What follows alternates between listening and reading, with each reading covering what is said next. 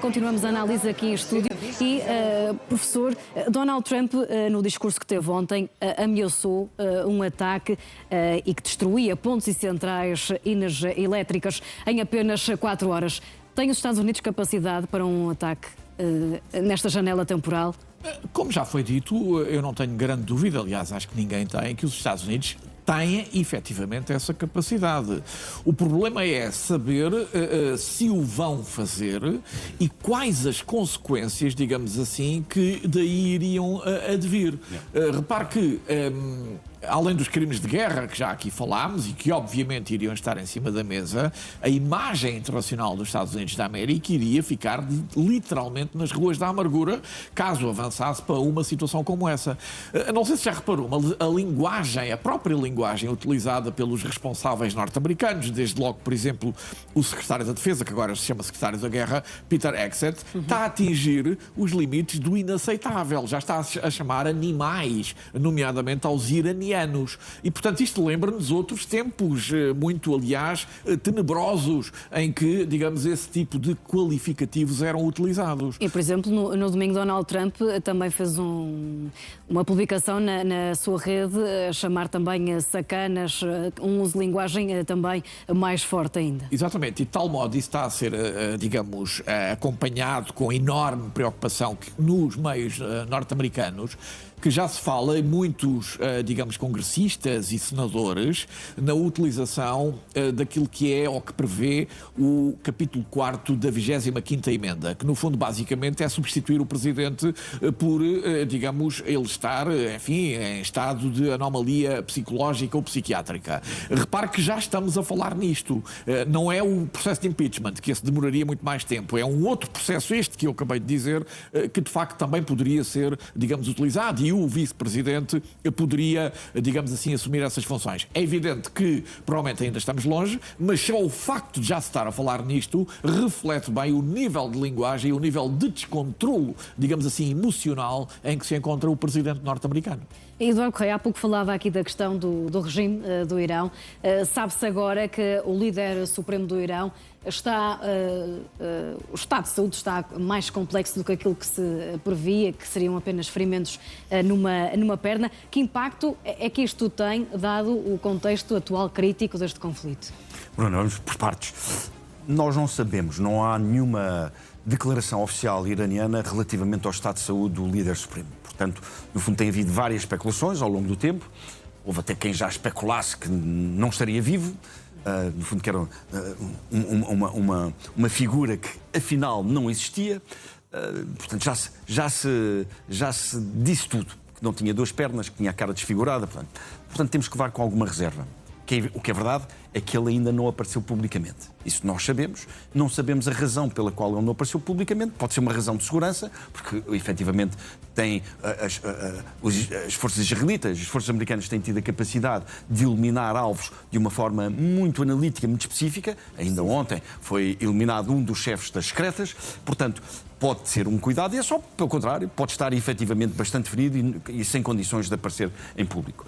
O que é facto é que o sistema iraniano, o sistema político iraniano é muito diversificado, muito descentralizado, muito radicalizado, atenção, e tudo se centra à volta daquele núcleo do líder supremo, que tem, no fundo, um conjunto de conselheiros, tem, no fundo, a área da justiça, tem a guarda revolucionária, tem a polícia dos costumes. Portanto, o Irão está de tal forma alicerçado num sistema que a existência ou não do líder supremo, que em última instância é quem dá ordens, não afeta numa situação destas, porque de facto o regime tem estado a endurecer-se. Esse é um dos problemas que os cidadãos que estão contra este regime têm vindo a apontar, ou seja, estes ataques americanos e israelitas, em vez de enfraquecerem o regime, o que têm feito é tornado o regime ainda mais duro internamente. E portanto, apesar da vida correr normalmente em Teherão, no fundo as informações que tenho recolhido diariamente, atenção,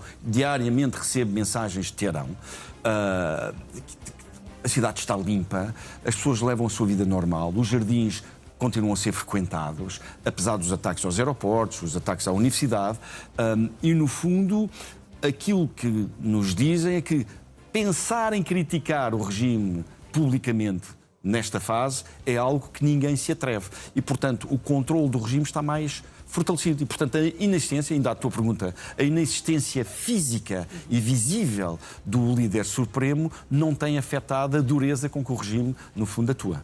E reforçar que faltam pouco mais de 12 horas para terminar este ultimato dado por Donald Trump. Professor, quando Donald Trump fala ontem ao país, podemos tirar a conclusão de que Donald Trump está-se a preparar aqui para uma guerra mais prolongada ou que não quer isso? Eu diria que ele não quer isso. Ele, aliás, também disse isso. Não sei se reparou, enfim, em todas aquelas declarações que ele fez. Ele disse que gostava de ficar com o petróleo do Irão, mas que o povo americano não queria. E, portanto, ele, no fundo, já está a refletir o cansaço, se quiser, do povo americano face a esta guerra que ainda agora começou. E esse cansaço traduz-se nos níveis péssimos de popularidade que ele tem e de aumento significativo dos níveis de desaprovação, que estão em relação direta com o aumento do preço da gasolina. Não sei se têm reparado nisso, mas a última vez que aqui estive disse que tinha aumentado 25%, neste momento já aumentou 37%. E, portanto, cada dia, cada semana que vai passando, isto vai, digamos, atingindo mais fortemente os bolsos dos contribuintes americanos. Obviamente que isso vai ter um impacto significativo nas eleições que se avizinham e, obviamente, que, apesar de tudo, Donald Trump sabe que isso está a acontecer. E, obviamente, que também é aconselhado pelos seus mais próximos, nomeadamente os representantes que irão a votos e os senadores que irão a votos em novembro, que estão a ver o seu lugar em perigo, precisamente por causa disto, e não sabemos se o tempo que vai demorar daqui até lá poderá ser suficiente para reverter esta situação. Porque mesmo que a guerra acabasse amanhã, esta situação vai continuar durante ainda bastante tempo, dado o grau de estragos que foram cometidos, digamos assim, nas infraestruturas petrolíferas e de gás de toda aquela região. E, Eduardo Correia, quando Donald Trump é ontem questionado sobre as portagens no Estreito de Hormuz, acaba por dizer que prefere que os Estados Unidos o fizessem do que o Irão estar a cobrar estas portagens. Que precedente é que haveria aqui agora os Estados Unidos começarem a cobrar a portagem no Estreito de Hormuz? Bruno, esses são os exageros que Donald Trump comete, tanto na qualidade da linguagem como na estrutura das ideias. Atenção que ele já uma vez publicou, e não foi de forma inocente, um mapa onde ao Estreito de Hormuz chamava Estreito Trump. Atenção. Portanto, isto são as citações de Donald Trump, que no fundo, obviamente, está interessado. Donald Trump tinha dois objetivos com esta operação no Irão.